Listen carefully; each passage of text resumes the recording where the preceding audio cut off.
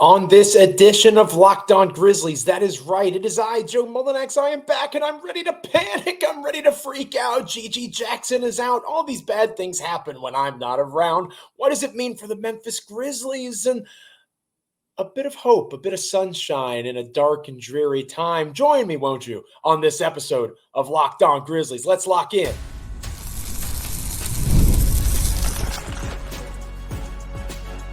You are Locked On Grizzlies, your daily Memphis Grizzlies podcast, part of the Locked On Podcast Network, your team every day. Welcome to this edition of Locked On Grizzlies. It is I, Joe Mullinax. I am back. I'm so happy.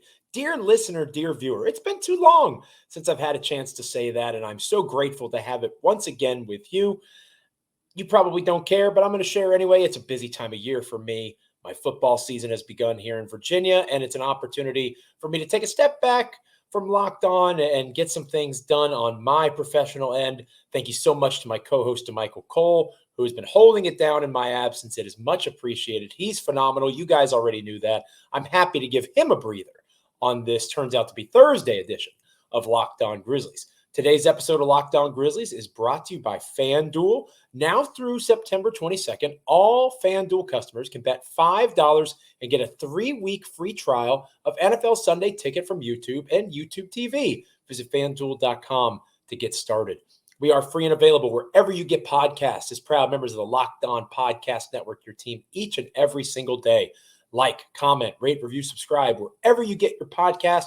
Check us out on YouTube, of course, but also make sure you're subscribing via audio channels, your Apple Podcasts, your Spotify, your Amazon. Literally anywhere you get a podcast, you can get Locked On Grizzlies, but make sure you're taking us with you both visually and audioly.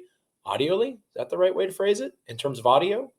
I'm a bit rusty, forgive me, but I'm just so excited to be back talking Memphis Grizzlies basketball with you. And unfortunately, we have some negativity, right? And I got to be honest with you. We're starting off on a bad note here, my dear friend. But I told a little fib there at the beginning of the show. I promised you I would never lie to you, and I'm sorry, okay? I want to stress that. I'm going to ask forgiveness up front because I acted like I was panicked, right? And I think DeMichael's done a good job up to this point with all of the Gigi Jackson updates and the injury issues and what does it mean for Memphis? Check out the last couple of shows. DeMichael really has done a phenomenal job with me being out. I told a little white lie. I made it sound like I was concerned. I wanted you to stick around. I missed you, right? Hopefully you're interested in the show. That's the whole point. You come back. What is Joe freaking out about now? Spoiler alert, I'm not freaking out. Gigi Jackson has his surgery on his broken foot. The Memphis Grizzlies announced he is likely out for 3 months, which, of course, we know in Memphis Grizzlies terminology likely means he's out until Christmas time. Because 3 months from Wednesday, when the surgery was completed, that would have put him at December 4th. So I'm just adding 3 weeks just because it's the Memphis Grizzlies medical staff, right? And I can say that on this solo episode of Locked On Grizzlies without DeMichael giving me a hard time, right? Because he's the voice of reason. I can be the irrational one freely and easily. Welcome aboard if you're jumping on with us for the first time here. I do not trust the Memphis Grizzlies medical staff when it comes to timelines, both ways, and the opposite direction when it comes to Joe Morant, right? DeMichael and I have talked about that on this show before. How convenient that it's Joe that always seems to be the early returner and everybody else gets the pushback. Gigi Jackson is not going to be rushed back in any way, shape, or form. And that is one of the reasons I am not worried about Gigi Jackson. Ironically, as much as it sounds like I was just bad-mouthing the Memphis Grizzlies staff, they are not one that are going to put a young body, a young talent, somebody that Memphis is clearly invested in long-term, out on the court before he is ready. He has a frame at 6'9", 200-some pounds. He needs to be sure that he feels good on that thing before it becomes a recurring issue. You don't want it to be something that pops up every year or two and can upend a career. So for that reason, I know he's in good hands with this Grizzly staff because his name's not Joe Morant, and they're not going to allow for him to come back early. Another reason that I'm not panicking over the Gigi Jackson situation, and DeMichael has alluded to it before, is this is a pretty deep Grizzlies team. you could argue in a way that it clears up the rotation some. Now, I'm not going to say Memphis is better without Gigi Jackson because that's not true. But let's say, for example, you have Scottie Pippen Jr., Luke Kennard, Vince Williams Jr., Santi Aldama, and Brandon Clark.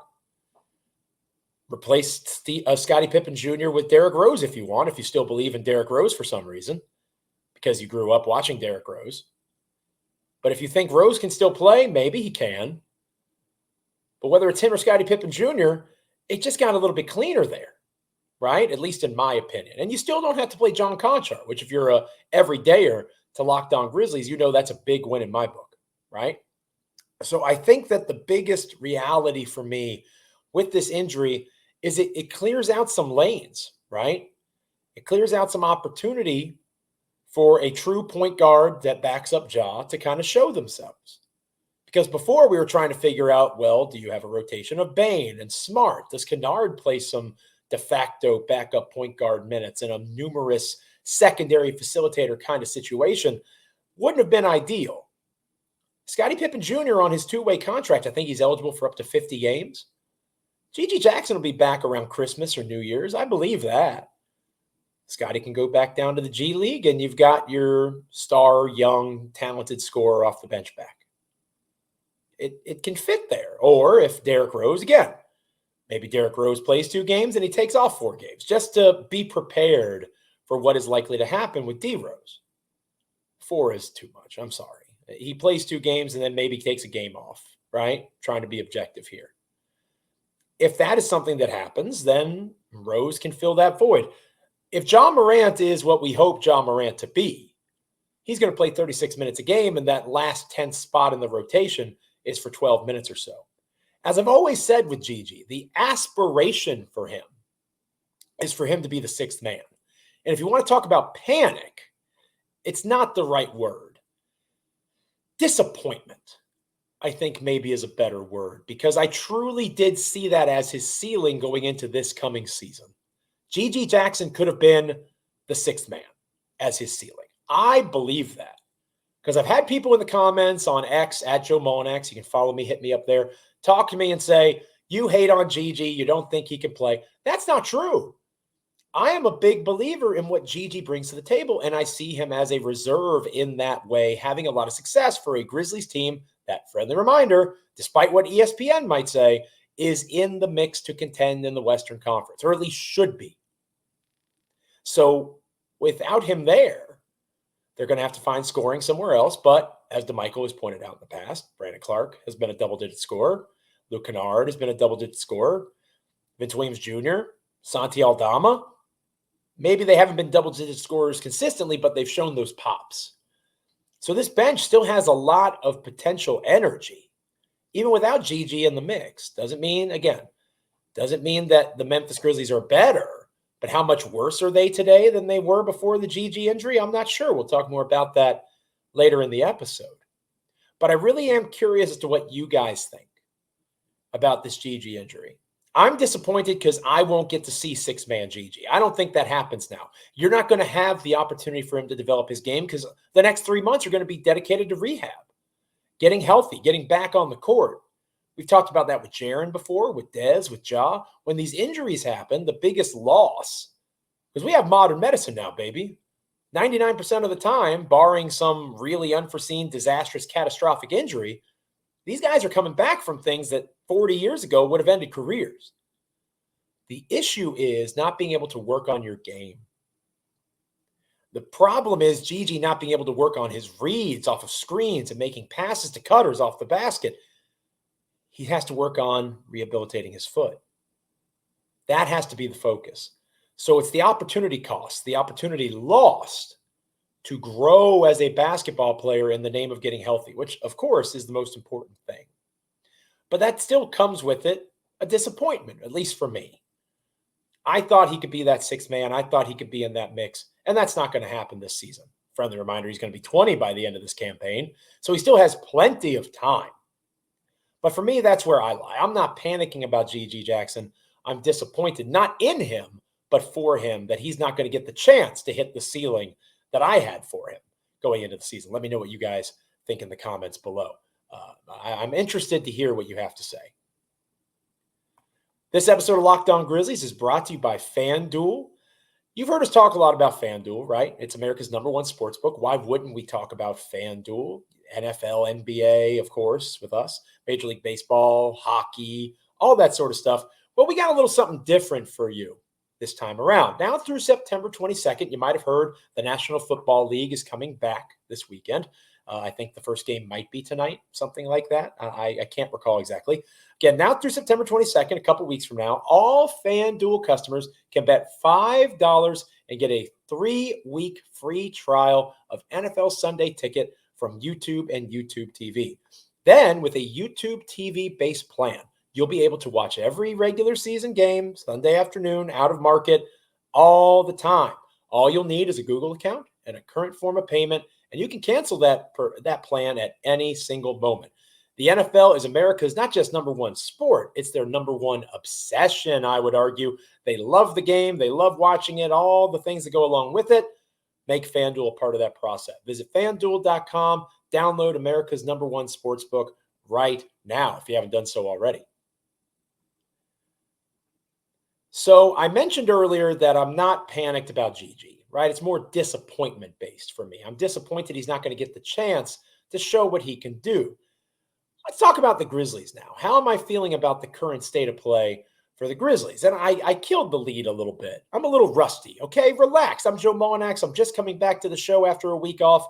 I got to get back in the groove, dear listener, dear viewer. Hopefully you're still with me, right? As disappointed as I was for Gigi, and I am, still am, I am not that concerned for the Memphis Grizzlies. Because, again, friendly reminder, Gigi Jackson, even after a year as a rookie, is still going to be one of the youngest players in the National Basketball Association this coming season. What does that mean? Why is that relevant to you? How many players that young, historically, have the opportunity, much less actually take advantage of it, to contribute to a team trying to contend for a championship? Not many, right? Doesn't mean it's outside of the window of possibility. We just saw Derek Lively do it for Dallas, right? A young player that had a pretty important role on that team. So it's certainly not impossible, especially in the modern NBA, for that to occur. But it is important to understand that in the current iteration of the Memphis Grizzlies, if you are trying to find a spot for Gigi, you're taking away someone else that could be a contributor from their ideal point in that offensive scheme in particular. And you could argue defensive rotation as well. DeMichael and I have talked about it numerous times here on Locked On Grizzlies, my co-host DeMichael Cole and I. DeMichael of the Commercial Appeal there in Memphis, Tennessee, likes to point out that Gigi long-term is probably a 4, and I agree with him 100%. 6'9", 220-some pounds, a talented physical body like that. He can defend the perimeter still. He has proven that he's not a liability there like some may think he still is. They're wrong if they think that. Gigi Jackson is not that. He can defend on the wing. He is a 3 right now. What's his fit long-term? Imagine if Jaren came into his own as a 5 and Gigi was a 4. Yeah. Now you're speaking my language. How possible is that? Great question. But it's certainly less possible now this season than it was a week ago before we found out about the broken foot. With Gigi out of that mix, at least to start, right? The first 25 or so games for sure. More than 25, more than likely. Now you're looking at the reality of having Santi Aldama in a contract extension potential year, trying to figure out what you want to do with him. Do you want to trade him? Do you want to extend him? Maybe they make that decision before the deadline comes up here, before training camp gets concluded. But if they don't re-sign Santi and they have to decide what they want to do with him, it's a great chance to get a large sample size to see if the FIBA and Olympic Santi is exactly who he showed he is in the NBA as well. And the Grizzlies probably would want to re-sign that Santi Aldama. But if Santi continues to be an inconsistent NBA player, which he has shown the majority of his NBA career, then maybe you allow for him to go get overpaid by somebody else. You get a larger sample size of that in his natural position of playing the 4. Brandon Clark, although he is shorter, than Santi Aldama, plays bigger than it because of his vertical and his athleticism. He can play his more natural position of the 5. Luke Kennard, Vince Williams Jr., while they are capable of running the point, they are better in the secondary facilitator role than they are as a primary facilitator. And again, as I mentioned earlier in the show, at the point guard position, whether it's Derrick Rose or Scottie Pippen Jr., it's a more natural transition into what a rotation should look like. There's not as much experimentation in training camp for the Grizzlies now. They don't have to try to pick and prod and see who's going to be that de facto backup point guard. It's either Scottie or it's Derrick, or maybe a combination like I mentioned earlier in the program. It's going to be one of those guys or a combo. Problem solved. It's Luke Kennard. It's Vince Williams Jr. It's Santi Aldama. It's Brandon Clark. Let's ride. The competition aspect and the uncertainty that maybe surrounds that is cleared up. What does that do for the ceiling of the team? That's a great question. And again, disappointment more than panic. Has the ceiling of the Memphis Grizzlies gone down for this season, at least the first half of it? Maybe. I think if head coach Taylor Jenkins kind of figured it out and played his cards right, they could have had the best bench in the NBA. And it's certainly still possible, but the talent drop-off is going to be drastic. I love Scottie Pippen Jr. I know DeMichael Cole loves Scottie Pippen Jr. He also loves Derrick Rose, and I purposely went loves there for a reason. Neither of those guys are Gigi Jackson in terms of physical talent, right? In terms of scoring the basketball, they can't do those things. They bring other skills to the table, especially Pippen Jr. But I do think it's worth pointing out that the ceiling of what that reserve group, and again, the Grizzlies rarely play a true reserve unit anymore anyway, right? They mix and mingle with the starters. The true potential of that, we probably won't see this year, because when Gigi does come back around Christmas time, more than likely, they're going to be reintegrating him. It'll be about halfway through the season, and they'll have to make do with what they got because they're not going to have a ton of practice time once the actual season begins. And that is what it is at this point. As disappointed as I am for Gigi, I am unconcerned for Memphis because in a way it clears the window. It was a little bit muddy before. Now you know the path forward. You know that you just got to figure out who that 12-minute-a-night eater of minutes at point guard is. Because John Morant should have no strings attached in terms of his minutes. He's healthy. He's got something to prove. He's a max player who wants to remind the NBA that he is a top 10 to 15 player in this league. Go prove it. Here's the ball. You got 36 minutes a night. That is how John Morant should be treated this season. Go ball out and prove everybody wrong. Last 3 minutes of the first quarter, first 3 minutes of the second quarter. That's all you need to cover now. And it can be Scottie Pippen Jr., Derrick Rose, no problem. Even Rose, I don't see really messing it up that bad. I'd prefer Scottie Pippen Jr., and that could maybe be a topic for a later episode. But I do think it is interesting to look at the current state of play for the Grizzlies and take a step back after you're disappointed for Gigi, because you know he wants to play, of course. And you want to see a young talent of his caliber out on the floor. It's not for the best long term. I'm not going to say that because that would be asinine. But I am going to say that for the short-term Grizzlies, I don't know that this moves the needle that much. You'll have him back for the stretch run. You'll certainly have him back, assuming no setbacks, by the trade deadline. And you'll have your data on Santi Aldama.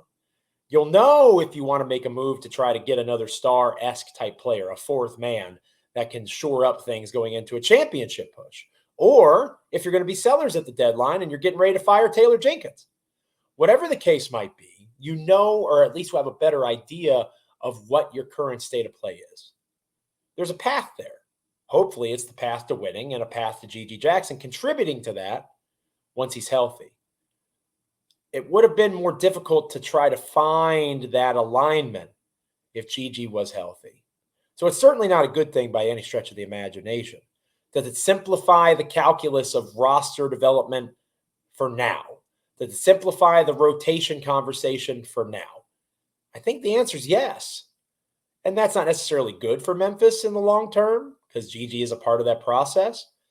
But to get a quick start going into camp, I do think it's important to understand that It's going to be helpful, at least in my opinion. Let me know what you guys think in the comments. I do want to remind you that when this episode of Locked On Grizzlies concludes, you should go check out Locked On NBA. It's one of the best podcasts out there. It does a great job going from West Coast to East Coast, all through the association with the greatest analysis, greatest conversations with all sorts of folks like myself and DeMichael, but of course many others who know their teams in and out throughout the Locked On Podcast Network covering NBA squads. Check out Locked On NBA today after you're done checking out Locked On Grizzlies. We're going to finish up this episode talking, and if you're a fan of Locked On Grizzlies and you've been around and you've listened to me, Joe Mullinax, wax nostalgic about the good old days of grit and grind, you'll know that I love a good narrative. I love a good story, right? And who doesn't? Gosh, there's nothing better than coming home after a long day and just enjoying sports talk that tells you about narratives, right? It's beautiful. I'm a fan of it, at least. Maybe you're not. And if you're not, then you're probably not a fan of me on this podcast, and I apologize. And I'm grateful that you stuck around this long. Hopefully you come back. I love a good story. And on 901 Day, which, by the way, shout out to Memphis. I haven't lived there in a long time, but I love the city. I support it, defend it when people trash it up here in the mid-Atlantic of the country. Oh my God, you lived in Memphis? How terrible. Well, you've never been there, so shut up. It's one of the most beautiful places I've ever been. Consider it a second home. 901 Day looked amazing, and you took pride in your city as well. You should. So kudos to you, Memphis. You looked good. Jaren Jackson Jr. posted on X, and I think DeMichael talked about this a little bit, the idea of being in Memphis since he was 18. Been in the M since I was 18 or something like that. And I realized I sounded a lot less cooler than Jaren Jackson Jr. I apologize. And then Joe Morant followed up saying, yeah, you shouldn't be going anywhere either. Something like that. Again, I'm not going to try to say it the way Joe did because Joe's a lot cooler than me. But he essentially reiterated to Jaren with his contract negotiations coming up here soon, you might be able to go somewhere else, but you better not. And I just thought that was really cool to see because as someone who left the city, as someone who remembers it fondly 10 years later, still doing this work. I started as a blogger when I lived in Memphis, but I have been a Grizzlies blogger and podcaster for a lot longer amount of time than I actually lived in the city of Memphis. And it's not because I like to rip off Memphians or make people feel like they aren't getting good coverage of the team. Clearly, somebody thinks I give good coverage of the team. I still get a job, right? But it's not because I don't think there's others that aren't deserving or could do it better or couldn't do it better, excuse me. It's because I love the city and I love the team. I'm passionate about it. And it's good for me to see young people, John, Jaren are still both young, especially compared to me, right? I'm bald now, for those of you that have been around Locked On Grizzlies for a couple of years. That wasn't always the case.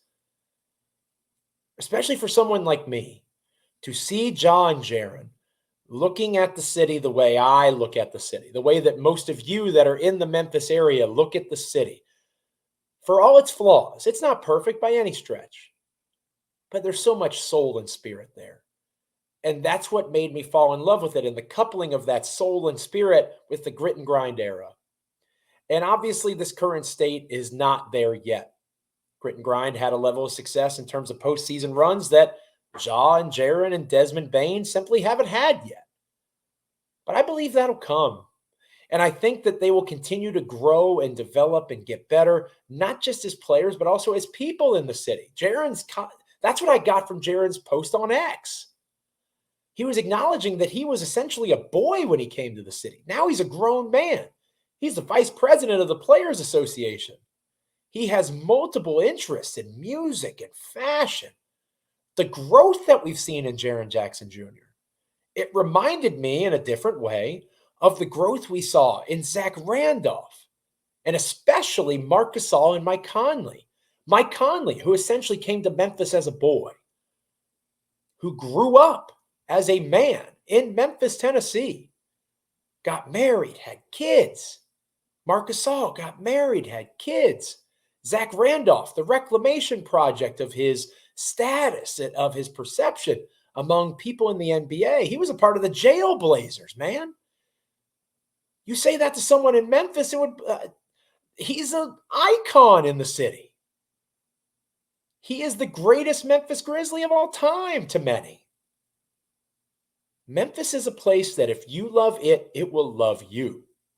And that is one of my favorite things about it. It acknowledges that it's not perfect. It kind of appreciates it.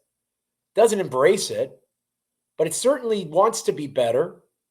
And in that pursuit of being better, the people that stay, and again, admittedly, I wasn't one of them. We had a family to start, and we wanted to do it back home closer to our family. But the people that wanted to stay and do stay, I have friends that are still there that have made Memphis better for being there, working in the community. Again, long way to go.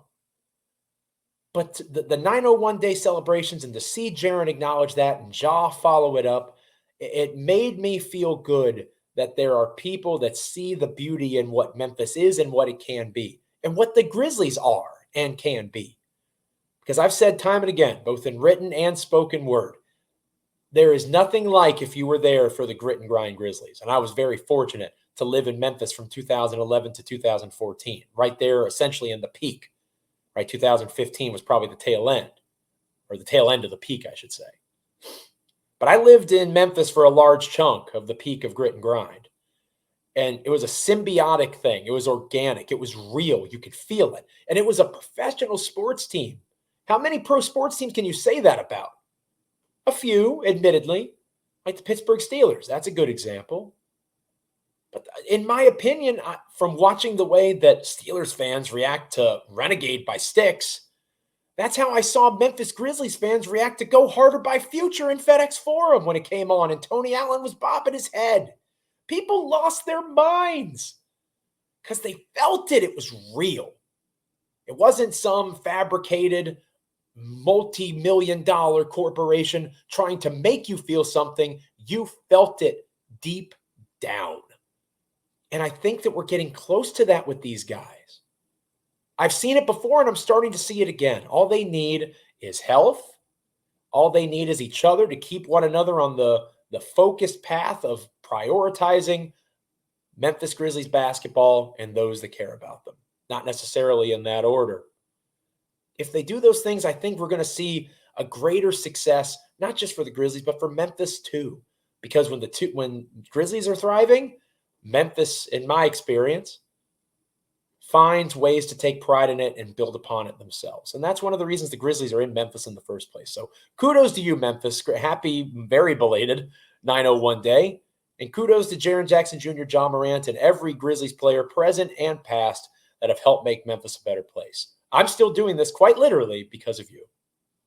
Thank you so much, everyone, for joining me on this episode of Locked On Grizzlies. It's been fun. I'm so happy to be back.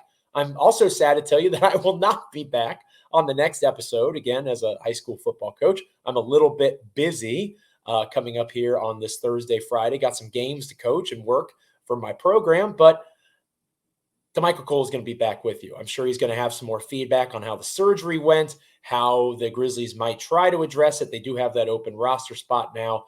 And maybe take a bit of a look ahead to how that rotation could shape out. We'll see if DeMichael agrees with me that it kind of demuddies the window, right? It gets some of the dirt off. Maybe DeMichael disagrees and doesn't feel the same way. Maybe he'll give some feedback on that. I look forward to listening and watching, and I hope you do the same. Make sure you're liking, commenting, rating, reviewing, subscribing wherever you get podcasts. Proud members of the Locked On Podcast Network here at Locked On Grizzlies, your team each and every single day.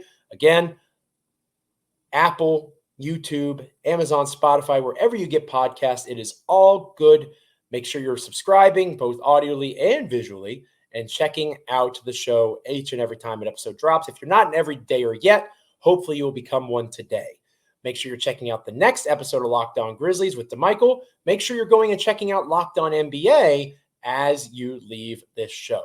Thank you again. It's been wonderful to be back. I will be back next week, hopefully for the Monday episode. Until then, I'm Joe Mullinax. Stay locked in. Apple, Spotify, Amazon, YouTube. It is all good. Have a great weekend, Grizzlies fans, and I'll catch you the next time I'm around. Locked On Grizzlies.